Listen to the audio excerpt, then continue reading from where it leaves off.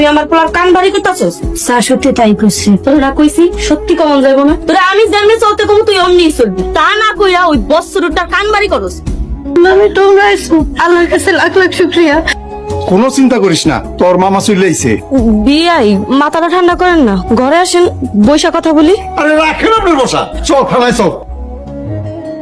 ওরা আমার বাগিনে মারে কিন্তু কখনো কস নাই। কি করবো মামা, অনেক কথা আছে। তুই চিন্তা করিস না, আমরা মামলা করবো, সবগুলার কোমরে দড়ি পড়াবো। চল।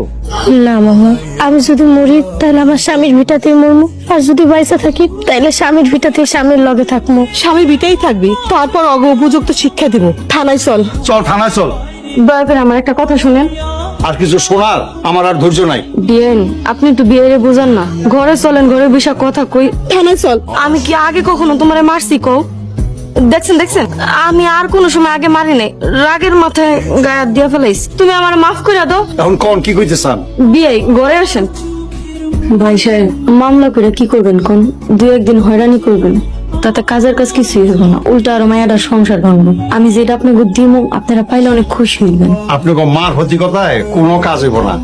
আপনারই কিন্তু দেখলেই বোঝা যায় আপনি অনেক বুদ্ধিমতী একটা মহিলা। এখন কল কি ক্ষতিপূরণ দিবেন? যা দিন ওইটা পাইলে আপনারা অনেক খুশি হইবেন। তো ভাই সাহেব আপনারা মানাইতে হইবে। আমি যেটা করবো সেইটাই ফাইনাল। ঠিক মতো খাইতে দেয় না, মারধর করে। তুই জামাই বাবাদের এসব কস নাই? কইছি, বুঝাইছি, কিন্তু উনি আমার কথা বিশ্বাস করেনি। ওনার মায়ের প্রতি তার অন্ধ ভালোবাসা। হ্যাঁ, মা যা কইছে তাই বিশ্বাস করছে। সি সি সি সি সি সি। জামাল পুরা সংসারটারে দেখে এবং সবার দিকে খেয়াল রাখে। আর এরা এরা এত অকৃতজ্ঞ। তোর শাশুড়ি একটা আস্ত মির্জাফর। মামলা করলে এরা মুলি বাসের মতন সোজাইয়া যাইব। তোর মামি আসুক। মামলা করলে উনি নিরাপদে থাকবো? আরে সব কটা শয়তান জেলে গেলে জামাল বাবাজি নিরাপদ। আপনি যেমনি কইবেন আমি এমনি চলুন, কিন্তু সেই কোনো কিছুর বিনিময়ে আমি ওনার নিরাপত্তা চাই। চল মায়া, থানায় চল। আমাদের কথা শুনেন। আরে আসেন তো। কি কথা শুনুন কও? আরে আসেন। আমারে তুমি টানতে টানতে রাস্তায় রয়ে লাগেন। মায়া শাশুড়ি খুব মাপটাপ চাইছে, খুব লজ্জিত।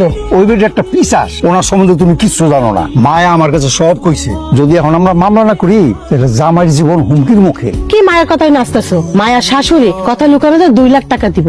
2 লাখ টাকা? তাইলে মায়া যা কইছে তা কি সব সত্য? কি মায়া মায়া করতেছো? মায়া শাশুড়ি 10,000 টাকা আর এই চেইনটা দিছে, বাকি টাকা খুব শীঘ্রই দিব। মাত্র সামান্য করে টাকার জন্য আমি আমার আপন ভাগ্নির সাথে এত বড় বেইমানি করতে পারবো না। বেশি কথা কয় না, সব সংসারে টুকিটাকি ঝামেলা হয়ে থাকে। বেশি বাড়াবাড়ি করলে সংসার নষ্ট হয়ে যাবে। যাও বাড়ি যাও, আমি কয়দিন পর বাড়ি আসতেছি। এটা অনেক বড় বেইমানি যায়। মরার পরে আল্লাহর কাছে কি জবাব দিব? নামাজ পড়া আল্লাহর কাছে মাপ চাই নিও।